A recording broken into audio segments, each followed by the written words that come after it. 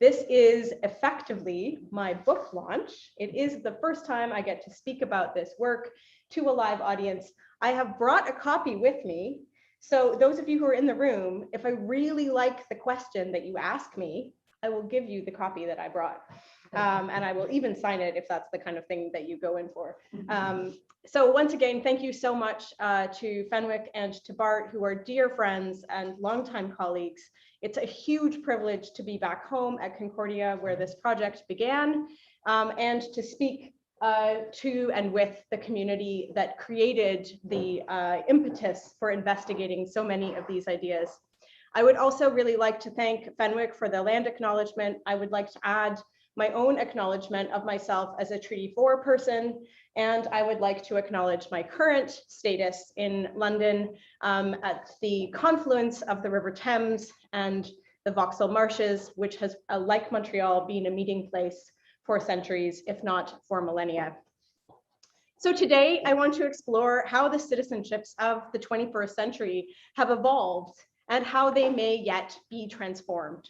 So for many of us, particularly after the last 2 years of pandemic, the current historical moment feels constrained.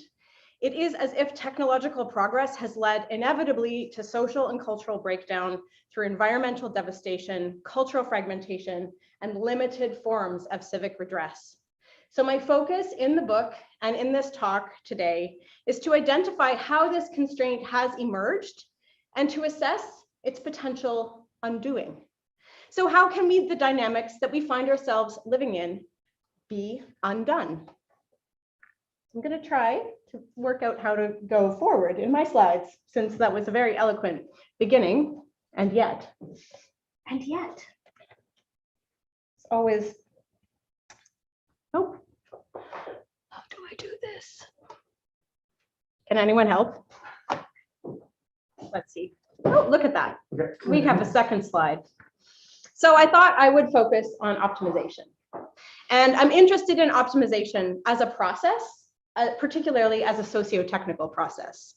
And it's a technologically driven effort to improve particular parts of processes within defined parameters. We can thank Fenwick and his colleagues for an excellent special issue on the topic of optimization, which includes many excellent definitions of optimization. For me, optimization has become an important metaphor for life in this current moment. Indeed, as I'll talk about in the next half an hour or so, the idea of using technological frameworks as ways to judge value and importance is everywhere. So the city control room, as you can see on this slide, the image of the slide is of two figures looking at a blue backgrounded screen of a dynamic traffic management system built by the Alibaba company in Hangzhou in China. So this provides a very good metaphor for the goals of optimization.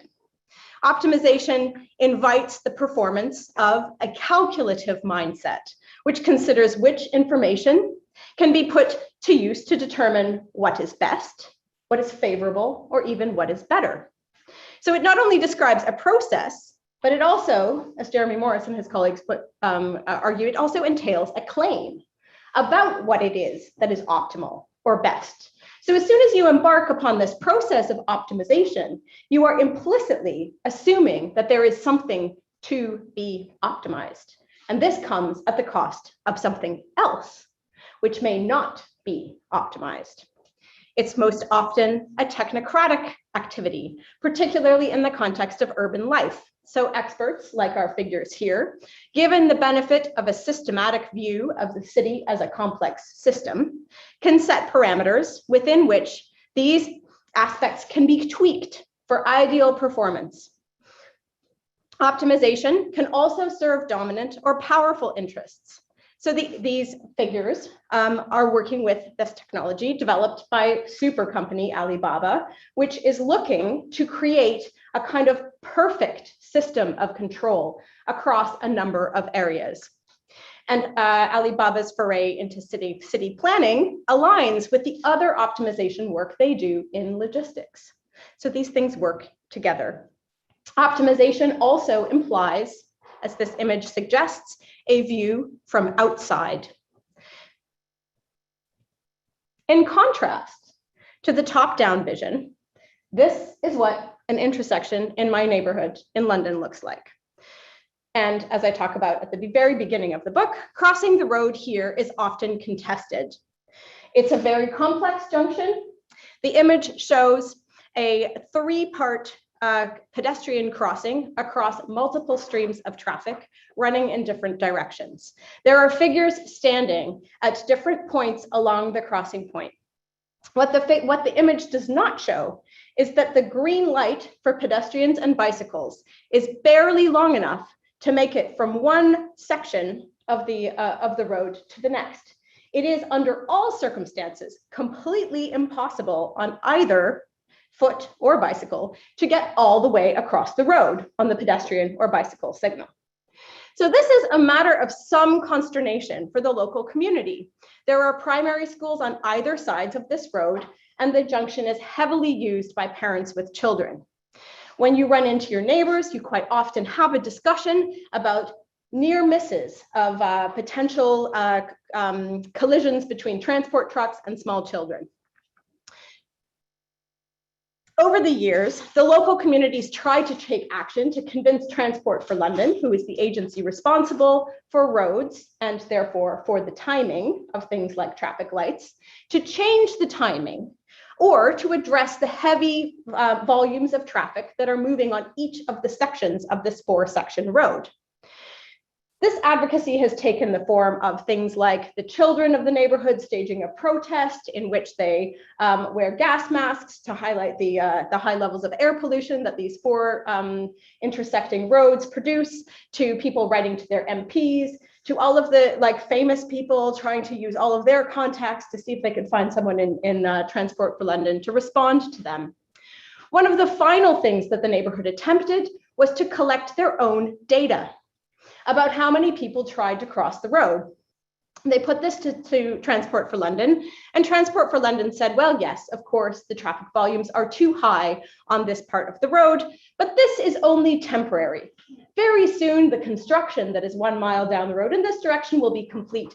And then the system that we have optimized for the smoothest possible travel of motor vehicles in and out of central London will finally be able to work as planned.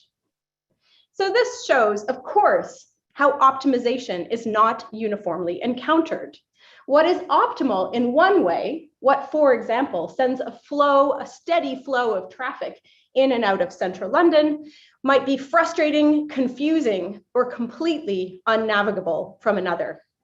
The technological dynamics that drive this process are deeply embedded and can't be untangled from a single point. It is not enough only for the local community to collect their own data. Undoing optimization, then, is not a matter of working entirely with the same tools, nor is it a matter of throwing out all of the technological tools, doing a digital detox, and trying to secede from technology. Yes, we should resist surveillance. Yes, we should push back. Yes, we should make claims for what our community needs. But we also need to see clearly how the dynamics of optimization play across our society. So this is a book about cities, but it's not an argument about cities. Cities are good places to look at for these kinds of dynamics because they have been described and understood as complex systems, while also being dynamic living systems. Cities are, for this reason, territories of struggle, change, and political engagement at every level. So observing how processes of optimization aligned with the ways that technologies can be tied to elite or managerial values and processes, as well as the necessity and difficulty of making other ways to live, is the project that I carry through this book and into the rest of my life. So there are various threads, and I will unpick and attempt to weave together a few of them today. These pick up and cross each other and are primarily interesting in their interrelationships. So the 3 themes I'll talk about today are the notion of technology-led optimization and the ways that technological frames for thinking and acting wind and thread their way through our everyday lives. The second major theme is how these frames, which are frames of thought, as well as frames of action, change not only the stage on which civic action is performed, but the nature of civic action itself. In short, citizenship becomes optimized to technological frames like networks, data, and sensing. And we can see how this works by looking, as I do in this book, historically. So this book sort of unearths almost 3 decades of these dynamics and stories that start here in Montreal, move over to Fredericton in New Brunswick, in the middle of what one of my respondents described as a moose-infested forest, and then over the pond, as kind of identified as I move, to the west of England, and also to various parts of inner city London.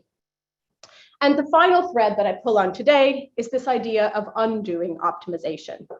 And I consider how desires for other ways to relate, including the idea of the commons, emerge within all of these civic projects using technology, and how technology projects may not necessarily create resistance, but show the significance of friction as a potential bedrock for solidarity, perhaps indeed a new form of solidarity. In turn, these frictions open out other ways to look at the smart city and suggest other ways of being and knowing that are relevant beyond this urban context. So as I said, I have a very vague historicity here, wherein I look at kind of, 3 moments, which I tie to moments in technology development and significantly to technology policy. One of my arguments here is that the ways that data systems work is not only material, nor only symbolic. There is a combined discursive and material element to all of this. So conceptual ideas about, for example, the value of networks combine with the capacity to roll out networks of internet access to create a moment where the network becomes a salient metaphor and a salient base for work. So I look at 3 modes of citizenship. Networked citizenships, which I sort of sketch as being associated with the late 1990s, the early 2000s. This was a time of enormous optimism about the capacity for access to information. I sat in this room in a long meeting of the Canadian Research Alliance for Community Innovation and Networking, talking about how to leverage the Canadian government's interest in creating policies that incentivized the building of internet access networks with the civic capacity for people to know more. Much of this was tied up with Manuel Castell's notions of a network society. The second moment that I look at is what came after. Once you have installed networking everywhere, a big data optimized city and a big data optimized society becomes possible. So the second moment I look at is the moment of data citizenship, where access to data, the interpretation of data, and claims about the legitimacy of data become a terrain for civic activism. And the third moment I look at, and the one where I begin to unpack the other kinds of potentials that have been latent across all of these, is this moment of sensing citizenship. And I use all of these kind of like, historically sketched paradigms or periods of time to think about the ways that things are sort of doubly worked through as kind of forces of a dominant control and forces of a radical reconstruction. Okay, I had to dig through my archives to find this photograph. This is a photograph of 2 young men on a rooftop somewhere east of here in East Montreal. And one of them is gesturing with an arm raised as if he is pointing off into a kind of particularly beneficent future. The other one is sitting on the roof with an open laptop. Next to them is a container of quite a lot of networking infrastructure. There are cables, there are wires. These are members of a community organization which was called Ils Sans Fil, which was founded in 2003 in Montreal, and which I followed as part of my PhD study. was an excellent example of citizenship constructed in and through the promise of a network. Alison Powell was fascinated with the capacity of internet access to become a kind of value add for public space. They created a community organization dedicated to expanding internet access to locations in the city which did not have it. This, for them, primarily included places like cafes where they wanted to work. They were sort of early digital nomads, if you like, but also community centers and community organizations. Because, as I was alluding to in the previous slide, there was this notion that the provision of access and access to information were aligned.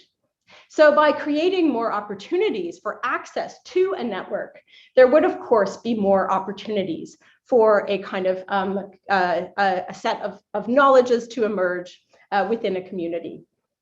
And interconnection, therefore, was taken as largely unambiguously good.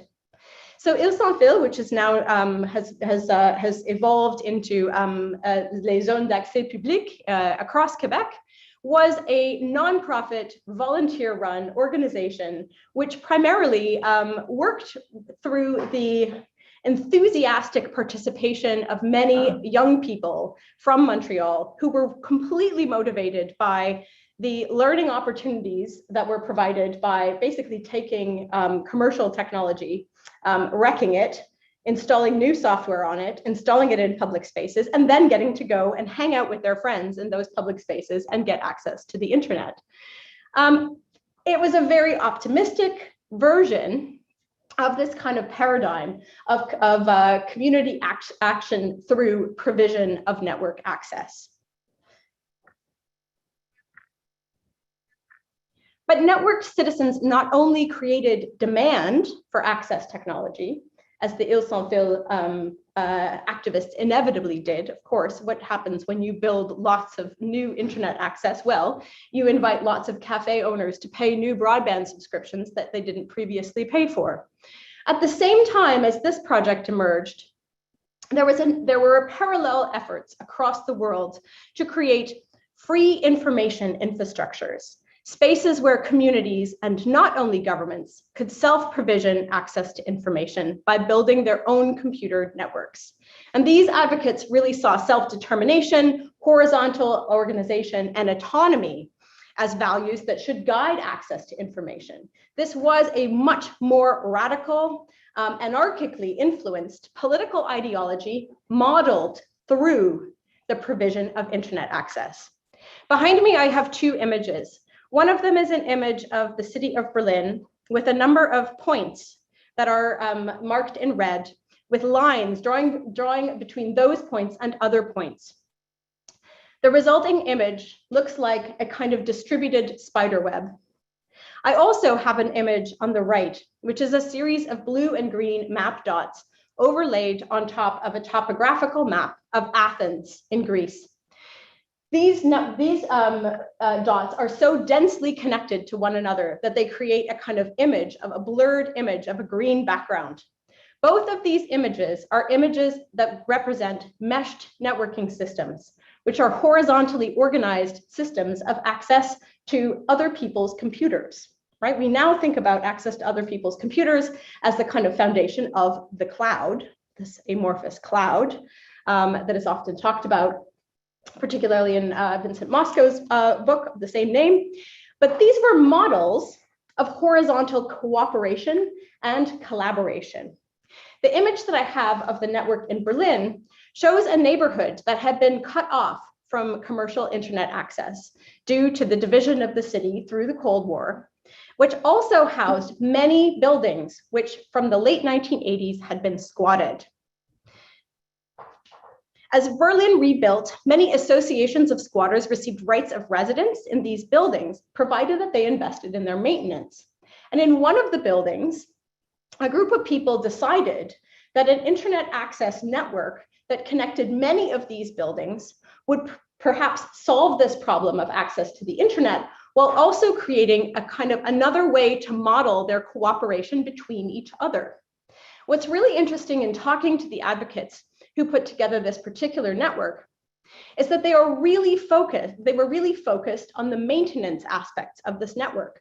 They thought that their network created community, not because of the internet access that it provided, but because of the relationships that needed to be made between all of the people who were working on and keeping that network running. They thought about their technical knowledge and skills as something that they needed to demonstrate how to use as part of this cooperative movement of people who were living in these shared and collaborative houses. In Athens, the activists who built this very, very dense and well-connected mesh network were really interested in sharing media files, which were otherwise illegal or impossible to obtain.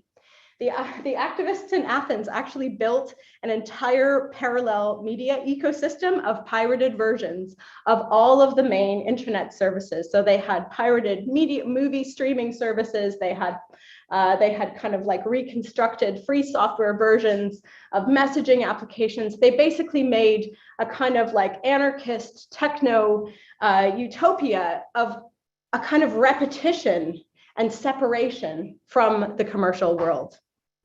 And these examples link together strong demands for interpersonal cooperation with claims and assumptions about the capacity of technology to mirror or perhaps even to transform organizational forms. So they give us a sense that even as networking becomes a kind of legitimation of buying internet access, there was always some other kind of potential to think about networking as showing something else. So now I want to move on to talk about data, because of course, once we all have access to the internet, access becomes an infrastructure. It's no longer so easy to see it as a political point of development.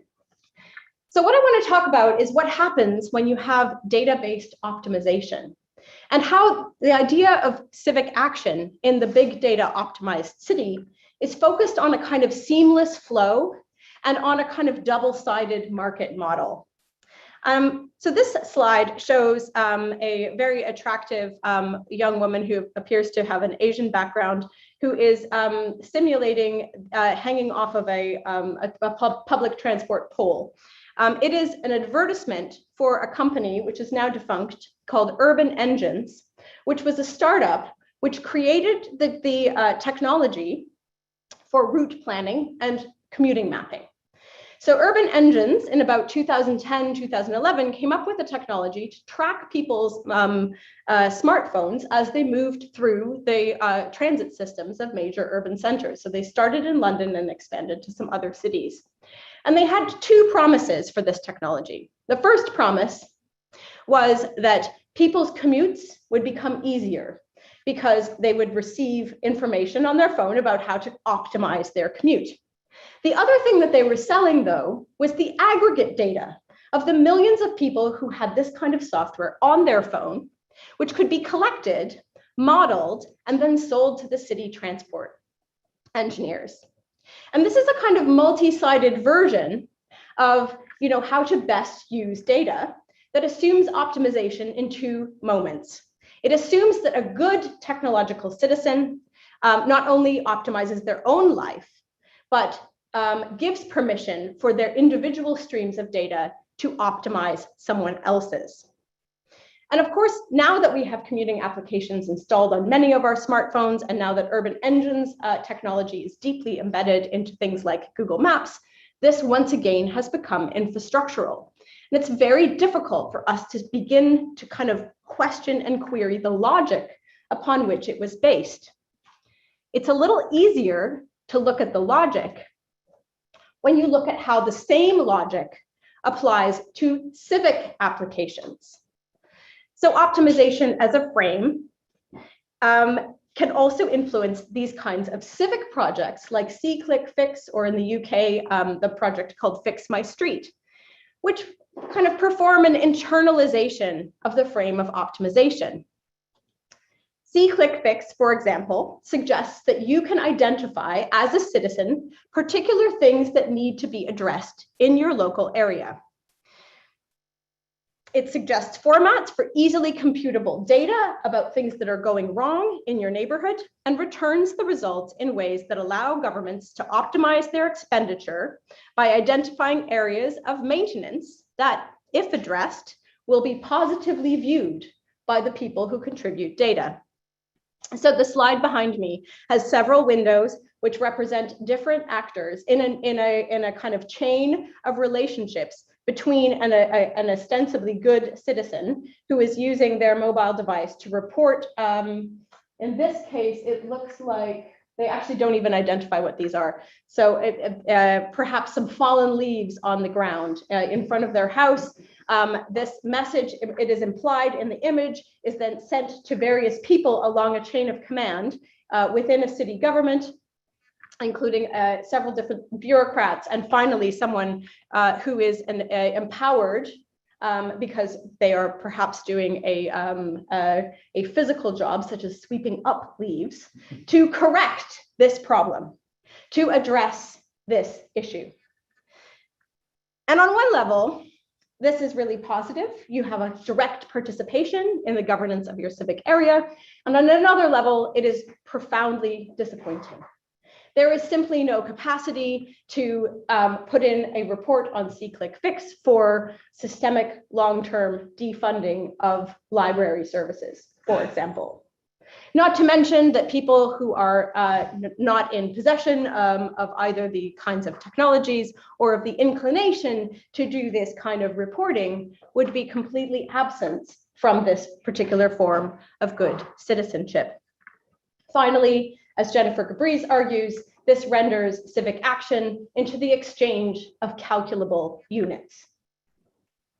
So in the data-based city, and in this data-based version of optimization, where can we find some different ways of thinking about the promise, perhaps, of the commons? So here we're going to move to the west of England, to the city of Bristol, which is home to historic shipbuilders, to some very excellent new media centers, to several universities, and to an organization which is unlike any I have ever encountered, called Knoll West Media Center.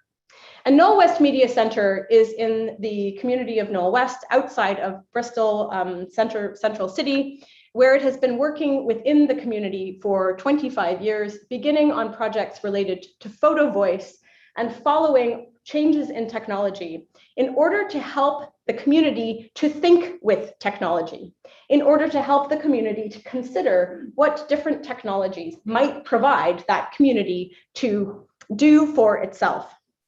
So in the early 2010s, they became very interested in data-based sensing technology.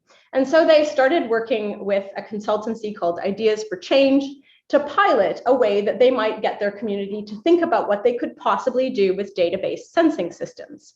They came up with many, many different ideas, and they finally settled on using sensing systems as a way to sense humidity. This is partly because in the UK, buildings are very poorly insulated, and rising damp and mold are a huge public health issue. In Bristol, they had also recently fired the damp inspector due to budget cuts in the central government. So Knoll West got together and created a kind of this very charming frog damp sensor, which was sort of distributed as a pilot across the community, and collected some data about humidity. They also collected lots of data about things like tenancies in the neighborhood and different ways that they, and collected all of this data together to do community discussions and hackathons that are represented in this drawing. What was really interesting about what happened to the data is that it became a huge site of contention. So this data was heavily debated. Did it really mean that places were more damp? What if I wanted to use this data and build frog sensors to make my own startup company? And the friction around this data actually had the paradoxical effect of creating stronger networks across the community. And this is one of the ways that I sort of start thinking about how friction might be the most significant product of a data commons. and perhaps can become a route to solidarity. So Bristol's project also got me thinking about sensing and the potential held by sensor networks. Sensing we tend to think of as a kind of abstraction technology. So for example, we think of sensing in the way that this slide might suggest sensing. This is an outline map of the borough of Southwark in London, which is where I live. And it is color coded based on the relative proportion of nitrous dioxide in any particular area as measured by the local government's air quality sensors. So this is a kind of God eye view of sensors. This is the sort of abstraction from afar that shows us something about the world that we didn't necessarily know. But as I explore in the book, there's also some very interesting ways of looking at sensing specifically from inside. And in the book, I tell a story about a community at Spitalfields City Farm, which is in East London. And this was a project that a friend of mine, Sarah Heitlinger, who's at City University, ran. And it was a project to create a seed commons. But while they created a seed commons, they also did quite a lot of intensive data-based sensing of what people were growing in this garden. What's significant about this garden is that most of the gardeners in this garden are migrants to London. And as these people have arrived in London, they have brought not only themselves and their family stories and their histories, but they've also brought seeds. And Spitalfields City Farm is full of seeds that are hybridizing, that are growing in new conditions to the places that they would have grown in previously. And the knowledge about how to grow them is also changing because the gardeners need to adapt to thinking about how to grow these seeds in new conditions. What I find fascinating about this visualization that the project produced is that you can see all of the gaps in the sensor data. And this really opens out for me this idea that there is so much more that is known, even in something as straightforward as measuring plant growing over one single season, one single garden, in one single place, that can truly be captured. And this starts to make me think about undoing and resisting, and whether undoing optimization is perhaps quite a different quality than resisting optimization. This book showed that citizenship is aligned with systemic expectations, but perhaps the capacity to undo those expectations is the place where civic power continues to rest. And this brings me to the world of others, particularly animals. The world of animals produces another way of encountering the city, one where the kind of knowledge that might be produced or optimized through urban data flows is called into question. So foxes, for example, trigger infrared sensors that are meant to work as burglar alarms. And you can either see this as a failure of a burglar alarm, or you can see it as an amazing emergent property because it's also a fox sensor. You also know something new about your neighbors that you didn't know before. These mixed recognitions of living beings in data continue to force themselves into our urban consciousness and preclude a smooth or perfectly managed world from being maintained.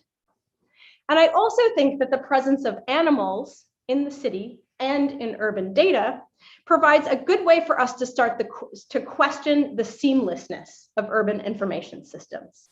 So not only foxes are misrecognized, but I've found examples of geese being misrecognized as shopping carts and smart water applications.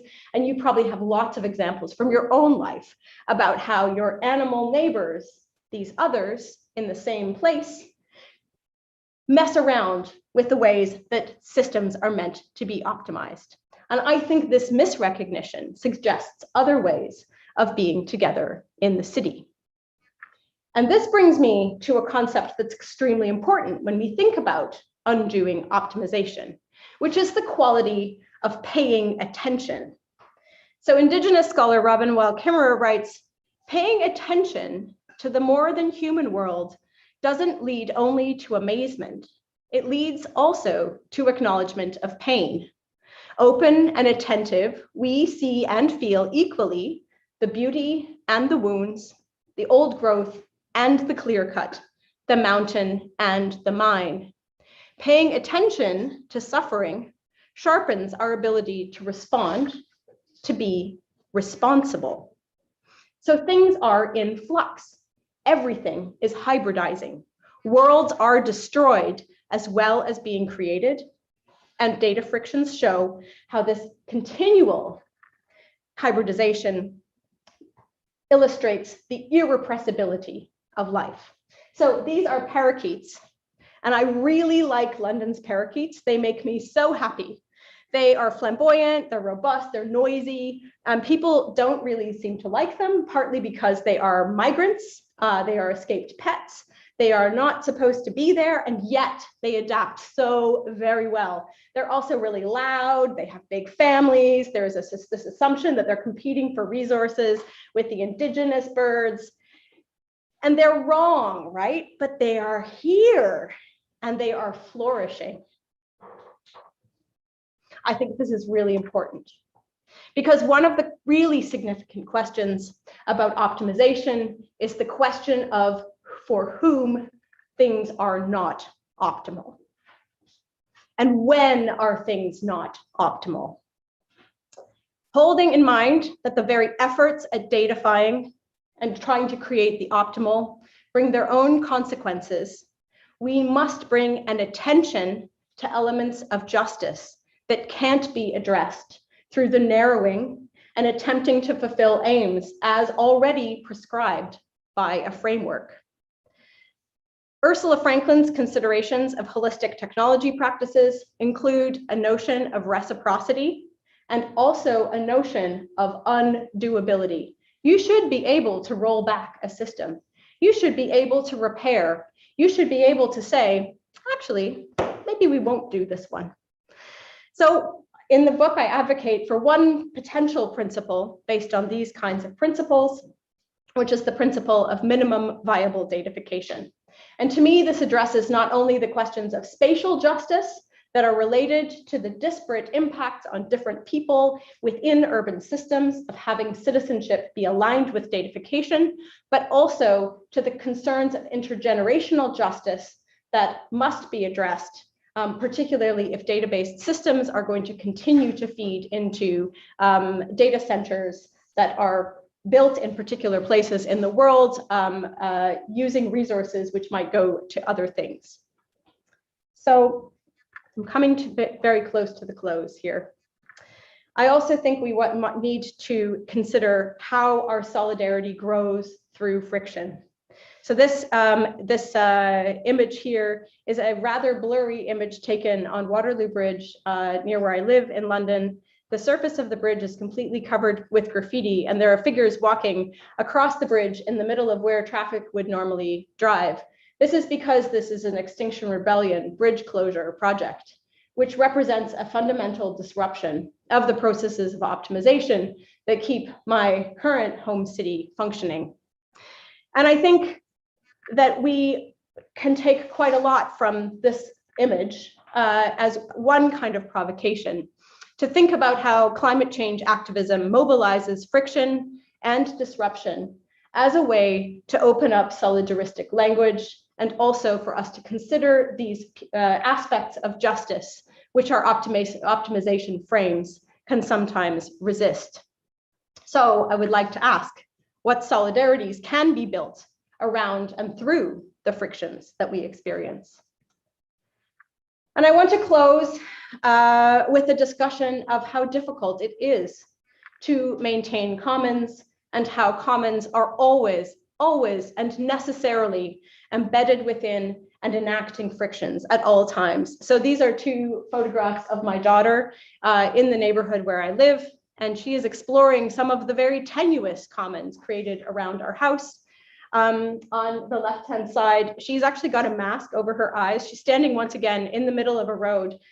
This is a very small residential road lined with low-rise housing. There are other figures of pedestrians walking in the middle of the road. This is because this is a pilot low-traffic neighborhood.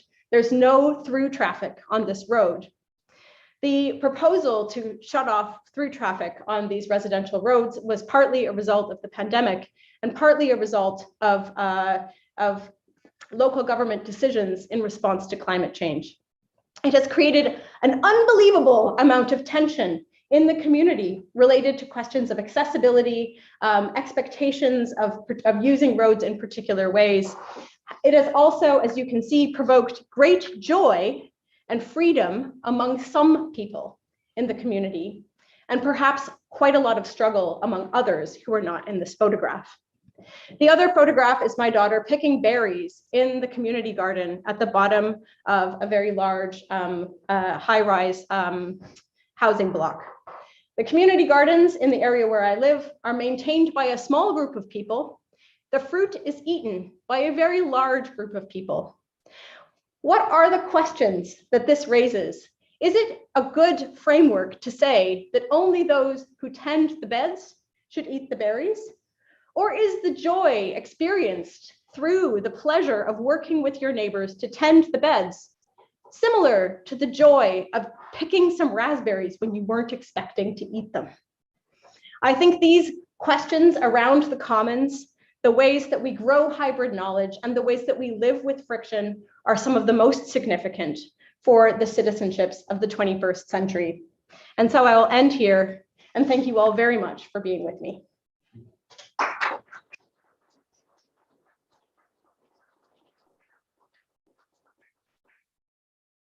Henrik, what do you want me to do now? Well, I think that what we'll do is we're going to take some questions. We've still got about 15 minutes. And we'll go to first. I just want to check with Nick. Is there any questions on the? There haven't been yet. Yeah. If anybody else? Okay. Yeah. If anybody has questions on Zoom. Just a second. If anybody's on Zoom wants to ask questions, please feel free. Hi. I see some people I know on Zoom, so you should ask questions. Thanks for being here. Hey. Yeah. So yeah, and then I can field questions too, or you can do it. Yeah, and also I do have a book to give to the question I like best. Yes.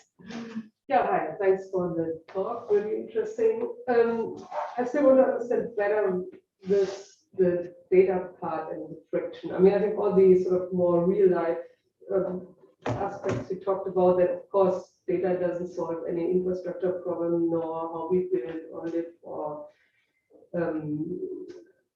change mobility in the city. So these are for me, I mean. Okay, except it does. Yeah, okay, but I think that's what I want to understand, because also in the community seed project, I mean, okay, there was some data missing, but that didn't prove the point for me of saying where's the friction there. I mean, I think I would distinguish between this operational data of our city with the existing systems functions, and we know it's very unsustainable, and what needs to be changed, and that needs to go much deeper. I mean, much more infrastructure change. The data won't solve it. The data maybe informs us of the status quo, but if we want to move to a more sustainable future, we need to, of course, change the infrastructure. And so I wanted to see where you, but just changing data, I don't know. Maybe not access, you mentioned more the economics of dealing with the data, which is of course might have detrimental issues. But where do you see that the connection between the friction that I see in related to the infrastructure and the friction that you mentioned on the data? Yeah, so the data, like there are so many, there's a whole, obviously in this kind of talk, it's difficult to give details on the different kinds of frictions that are produced. So in the book, specifically on the frictions around collection and interpretation of data, I look at open data advocacy. So in several different places, including in the west of England in Bath. And one of the frictions there has to do with which data is collected and how it is interpreted. So open data advocates obviously want to collect quite a lot of data, and then they also want to use that data to kind of take a civic position. But there were also, when I talked to them about collecting data, particularly about energy use in Bath, they were really worried about the politics of this open data and how the data would be interpreted. So they had collected all this data about electricity use across public sector buildings in the city that they were active in. And they said, we really are not sure whether we should publish this data because we are concerned that it might be published in the press as a kind of like a critique of a wasteful public sector using too much electricity in its buildings, when we know that some of those buildings are places, for example, where like backup servers for the city's information systems are actually operating. So there's a lot of contestation around how to interpret the data. And so also similarly in Bristol, there was this huge difficulty in interpreting the data about whether the houses were simply humid from people having like their showers not vented properly, or actually damp with this like dangerous damp. And it was really difficult because the community were trying to use this as a community data project. And they were sort of saying, well, if we collect all the data, then maybe we can have a system that the city government was suggesting, maybe we should have a system where all of that community collected data gets uploaded to the, to the city server. And then we trigger like letters to people about dampness in their house based on the readings from these sensors. But the problem with that and the friction was that there was no one to interpret that data, because the intelligence of the person to interpret the data had been removed from the from the institutional setting and had basically been devolved to the citizens themselves. So there's really, when you look at the detail of these projects, there's huge contestations about what kind of data there is. In the case of the low traffic neighborhoods, there's lots of data being collected by all of the different local government agencies. But the advocates who are advocating against low traffic neighborhoods are collecting their own data, and they refuse to accept the legitimacy of the government's data. So the policy and planning and the policy and planning process, which is supposed to take place through citizen consultation, has been derailed because of this friction over, whose data is most legitimate. I don't know if that helps a little bit, because the policy and planning decisions are data based. That's how, Yeah, but I mean, that's more a plea to me to put more intelligence in exactly the analysis. And as I said, what you do with it is then a much more political question, I guess. But I mean, that to have the data in the first place is not a disadvantage. The question is, which data do you have? And like, how is that data already constructed before you collect it, right? Because it will be constructed in a particular way, and its legitimacy might be completely, put into question by another actor who is still supposed to be part of that policy process. Well, which I really liked in the Jennifer Gabriel, and you mentioned Jennifer Gabriel from the DA, from the EPA, Environmental Protection Agency. One of the things that I think is really fantastic with the book is advancing this moment of like the citizen sensing movement, which I think is something that we're still grappling with, and then looking at how that citizen sensing doesn't, I think, Alison, you kind of point out, doesn't really translate into actual changing power structures. So like these decisions about what is being optimized with this data isn't legitimated necessarily. And that in the case with the example of the EPA, the case with they just bring in better sensors. And so it really, I think, speaks also to this challenge of datafication about the power dynamics that are playing out and the kind of consequences of that, which I think is really where I'm interested in these latter parts of what I'm doing, in part as a response to some of the difficulties that you witnessed about the evolution of the open data movement. Now, I mean, that's a kind of thread, but I think one of the threads which I think I'm interested in hearing, maybe a bit more about it, just kind of like, how you came to this kind of tension about auditing and putting through that as a kind of framing of what is data citizenship. Yeah. And with that, I'll just also say I'm Fen, or go by Fenwick, and we just, if you can, introduce yourself. It's the first time actually having people in a group, and we're rusty at this. And I will say to Nick, if anybody does a chat and wants to say anything, just feel encouraged to do that. Yeah, I mean, so there are a couple questions in the chat. Alison, I don't know if you're- I can see them. Okay, yeah, I'm just want to encourage. And I can also see there's a hand up in the Yeah, chat. there are a couple. I don't think we're set up for audio output. Okay, Because so anyone who will just have, who has a question has to write it down. Is that right? Yes. Karen, is the question you had your hand up for, like the question you wrote down? If it's not, write another question.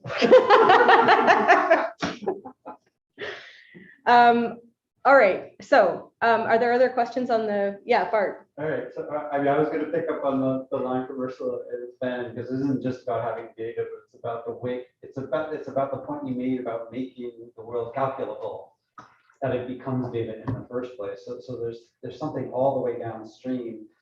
And I mean, I think it's a tremendous talk, because you continue to kind of, for me, be the master of the double-sided coin, because that's what this is all about. It's never one or the other, but the both working together. But one of the themes I think continues to be a problem, even as Ben and I work on like concepts about the AI commons, is the question of scale. So in all of your stories, the happy stories are local. They're community based.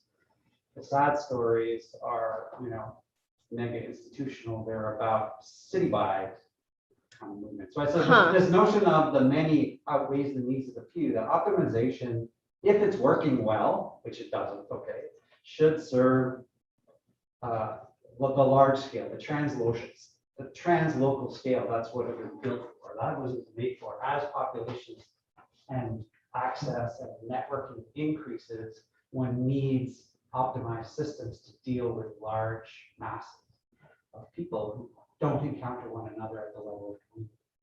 So this is this tension, right, between how do community members see beyond the community in order to understand their translocal common interests. So then, like the Italian story is a great story, it seems to me, that gets at that. But I wonder if that, because I've read the start of the book, but does that come out as a theme at all? Well, okay, so this question about scale is one I'm really struggling with at the moment, because I have so Bart's question was about scale primarily, and he said the stories are happy when they're local and they're unhappy when they're not local. But that's not entirely true. This also, it's really difficult to determine which parts of a very long book to put in a talk.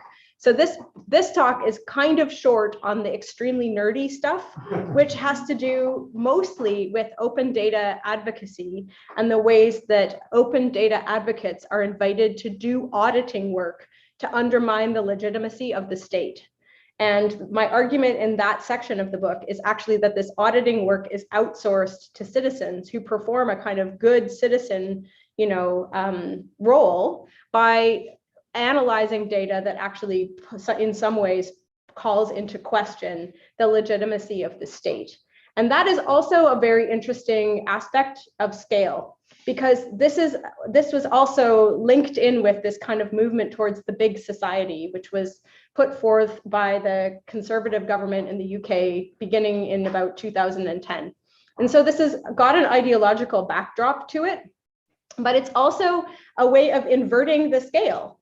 It is a way of saying to the citizens, your turn, you look at our open data, you critique it, and then you tell us what we're doing wrong, and then we'll get rid of those parts of the state. And so the result of that kind of dynamic is actually what you then see in the Knoll West project, where the intelligence has been removed from the large scale institution because of this invitation for small scale activism on data. And that, I think, is really interesting. And I think for the people on the stream, Bart was also talking about this idea of how do we get citizens to think of themselves in a translocal context. I also think the inverse is potentially more interesting. How do we try to think about dynamics of change and sustainability that proliferate in ways that do not depend on scaling up? Because to scale is to take something that is modeled at one scale and to grow it so that the same modeling possibilities can work at a larger scale. It's a bit like the joke in the movie Spinal Tap, where they do the measurements wrong and they get this, like, their backdrop is like 1 inch by 1 inch because it's like, they've misscaled it. So I actually think there's something very interesting that ties in with like the cutting edge of complex systems theory, which thinks a little bit about how do you proliferate concepts without scaling them up? How do you make them related to each other without having to make it one thing that is bigger but works the same way? That didn't answer your question, but you know, we have a huge problem with scale, so let's work on it together. Yes, I'm sorry, can you say your name as well? I'm Ursula Eicher. I'm working here for Concordia on smart cities. So I want to come back to this sort of small is beautiful saying. I mean, yes, that's what it always implies on local community. And of course, the needs are completely different. But if you take transit, for example, and you put some examples, I wasn't quite sure what your conclusion was on these two guys watching the smooth traffic. I come back to my point of saying data is, of course, not the decision making as such. And I would say if you would opt for public transit, and when we're talking about big cities like London or Montreal or so, of course, we would like to have a public transit system that goes well beyond the community scale. I mean, and of course, we want it to be efficient. I mean, I don't see any sort of reason why it shouldn't be efficient. Whereas if you try to make sort of private car traffic smooth, I wouldn't be interested in that either. So if we want to opt for sustainability, I think it's a decision whether you want to go for public transit, and the question is how do we get there?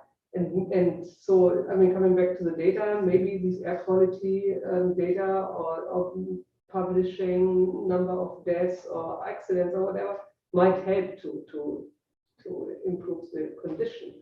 And you brought your example of your neighborhood. It's basically a political decision of saying we want to have no cars in that neighborhood, or we want to opt for public transit. Well, except it's not. I mean, as you know, right? These things are like this is a city planning strategy that is like responding. It is a political decision in one sense, but it's also a database decision in another sense. So I have looked at all of the civic level data and all of the local level data on air quality monitoring, on the number of cars that are going through on various different roads, on how that has worked over time, how that has been modeled. So I can look at that. I have enough expertise to look at that. But what is really interesting about this is that that is all meant to be publicly accessible data that is then commented on, validated by, and politically motivated through the participation of the local citizenry who are responding to public consultations. What's interesting to me in this is that the people who are meant to be responding to these public consultations also have access to all of this data, also look at all of the modeling data, but they just do not consider it to be legitimate. They all believe that the government is lying and that the government has been inventing data that shows that these low traffic neighborhoods have lowered pollution levels because they think that the pollution levels have gone up elsewhere, which may be the case. But what is interesting to me is I'm not an engineer. I don't model complex systems. I am a social scientist who's interested in what is happening at the kind of like relational level here. There is this enormous conflict, which has to do with the legitimacy of the data itself. So how can we do data-based public planning if the legitimacy of the data is called into question at the beginning? I think that's a very interesting question as well. And I don't have an answer to it, but it is an observation that I am making that this kind of democratization of the data collection itself has also been associated with people resisting this more like legitimate central government collected data. Okay, there's a few hands in the room. Because I know people on the Zoom might have to go. So That's right. Answer the Zoom, and then we can have a couple in the room. All right, I have got two questions that I can see on the Zoom. One from Karen, who says, London has a lot of video surveillance. In my community in Calgary, we experience a lot of glass breaking, tire slashing, vandalism. My husband commented that video surveillance like we experienced in London should be adopted in Calgary. And what cautions would I offer? Okay, so Karen, this is a long conversation. So Karen actually was a research assistant on this project. I'm so happy that she's here. Karen, you deserve a copy of the book as well. One will be on its way to you in the mail shortly. Do you remember disciplinary power, Karen? Like, you don't really, it's the internalization of the notion that you are being watched is partly what makes the CCTV in London something that functions well. But I think the dynamics that produces over time, are also connected to the ones that I'm talking about in this book. So the cautions are, of course, about like, how do you want to model the sorts of social and cultural relations that you have in Calgary? And do you want to model the largely disciplinary ones that you experienced in London?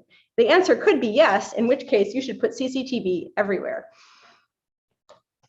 If the answer is no, perhaps you want to think about how to build communities so that the underlying tensions that produce glass breaking have been addressed at the beginning. Sophia has said that she would like to know if I can think about other factors that could lead in the direction of creating solidarity rather than conflict and disintegration. I think my discussions just now of these like problems of data interpretation and trust, these are things I am working on currently, Sophia, so I will be thinking about this in the future. I think there is the capacity to have trust, to have a trusted institution is really significant in shifting the friction from being agonistic, as in let's discuss like how this data might work in different ways, versus antagonistic, which is currently the dynamic that I'm seeing around these low traffic neighborhoods. And I also, so I think there is also a level of knowledge, which despite the invitation to citizens to collect and become involved in data, the levels of knowledge, skill, and expertise are really unevenly distributed. And it's quite burdensome to expect citizens to act as data citizens without having the information analysis tools that they might need to make that those acts of citizenship meaningful or valuable. Okay, Alessandra says that if you are working with an anarchist or in the traditions of anarchism, you scale up by multiplying and not enlarging. I was thinking of this, Alessandra, so thank you for reminding me. And a question from Muskan, which is, would you say the best way forward is to scale down the use of technology or to regulate it? If the latter, how and at what level? I cannot answer that right now. However, probably both. Although I'm actually a little suspicious about just scaling down. And I think the discussion in the room is really indicating that this question of scaling down and looking at the goodness of the neighborhood, or the sort of, the everything small is beautiful, is actually also a really big problem. And I do talk about that in the book. And I talk about the romanticization of the local and the way that that actually can lead to homogenization on one hand, and also to xenophobia on the other hand. So I think we need to, especially if we're going to stay with this thinking with cities, which is what I tend to do, is that the work that has been done on cities as complex systems is really helpful for thinking about this, because people who work on complex systems resist this idea of just making something small as beautiful and homogeneous. All right, back to the room. Stephanie had a question, I think. Thank you, and thank you for your talk and for navigating this new world of hybrid events that we have. So I'm really struck. I was wondering if you could speak a bit more about what you call minimum viable datafication, because I feel like there's still such push towards collecting as much data as possible, such an extractivist attitude towards datafication, and even within scholarly circles, a lot of the time, especially like I'm trying to work across disciplines, and sometimes it's constructed as, okay, how much data can we get without people being upset about privacy? And I'm like, maybe that shouldn't be our threshold. So if you could say a bit more about that, please. Yeah, so there are quite a few concepts in this book that I just sort of like put in there and then don't really do anything with, and those are gifts to the community. So please, read with a sense that this is a generosity of spirit. So I was been thinking about the idea and design of a minimum viable product, which is of course this product that works well enough to demonstrate the principles of the product, but is not kind of developed to its fullest extent. And often in design, minimum viable products show like the absolute essentials that would make this system work properly or make this kind of product work. So I thought maybe it would be interesting to think through how this could apply in these kinds of urban contexts, because we know that if you are going to sort of think about, making certain things in a city work well, like a transport system, there is data that does need to be collected. So what is the minimum possible data that you could collect for whatever that function, to work as well as the sort of minimum viable version of that service, rather than just collecting as much data as you possibly could in the hope that eventually one day some of it might be valuable later. I guess it's just a sort of, and it's also designing to streamline, so that you end up having design habits over time that don't depend on having collected a lot of data previously that wasn't really useful and you going back, because that would, of course, incentivize continuing to collect more data than you need. That's basically the idea. Hi. Hi. This is super fascinating. And what's your name? Hani. Hani, nice to meet you. Nice to meet you. This is super fascinating. Thank you so much. I am very new to this, so I'm not sure I can wrap my head around everything that was said. At some point you said, for whom are things not optimal and when? And particularly I am curious about delving more into that, because I am working on a research project with the ethnography lab on snow optimization, and particularly snow removal optimization, and realized that this particular way of looking at optimization, the city has optimized the snow removal to please itself, obviously, and then to put forward vehicles and cars as the main beneficiary who would benefit from snow removal. So I was some of our data showed that mobility in this case leaves out people with disabilities or people who are older. So I was wondering if you could give an example of what would be undoing this optimization in this particular case, or alternatively, if you could give an example from your research of other demographics that are left out when a city optimizes a certain part of it. Yeah, that's a really fascinating question, and I think it also intersects with these questions around, regulation. And so in Canada, for example, there's rights legislation, human rights legislation. So you can also begin. You can begin from a different point. You could begin from a point of like trying to positively foreground rights.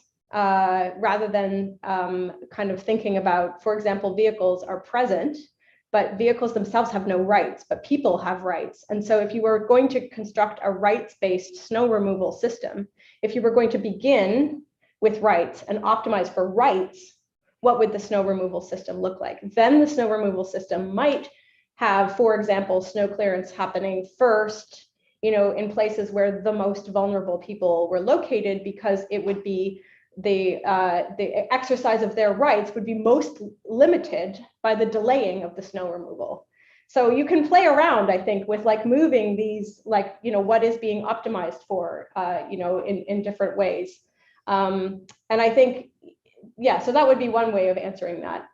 I also think the question of when is underplayed often in these questions. I don't really, I don't talk that much about it in this book, but it's one of the concerns I have at the moment is thinking about the temporalities of the decision-making systems around these things. So the temporalities in the Bristol approach pilot, for example, were also significant frictions around the kind of data collected. So pilot data is collected like day by day. So is someone's shower running? So maybe the humidity peaks today, and the temporality of that data is really uneven and very difficult to interpret. And so even this community data hackathon that they had, where they were looking at demographic data ownership data. The other thing they tried to do in that project was to get the landlords who owned buildings in this deprived community to do damp reparation for the people who lived in their leased buildings. And that proved to be very difficult because the kind of evidence that the landlords wanted was not the kind of evidence that was actually produced by the sensor systems. So then they had to correlate that data together. And then there was, again, sort of no validating mechanism for any of that. So then those temporalities also become important. So how are you going to like interpret this data, and like on what temporal scale are you going to try to work with it? Wonderful question and a great project. Thank you. Okay, maybe we have time for one more question. Okay, Rob.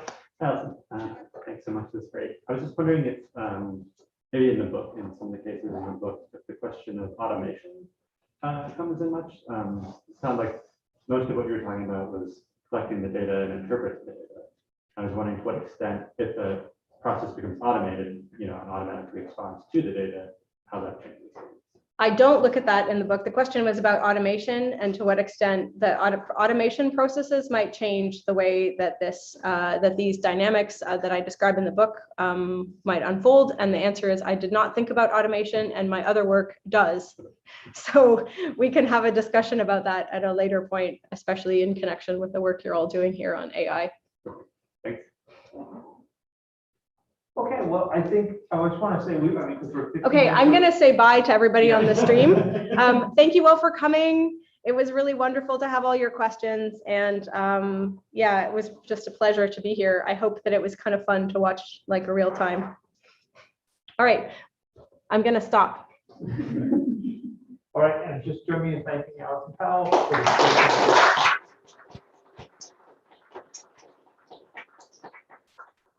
weird, because this is typically the moment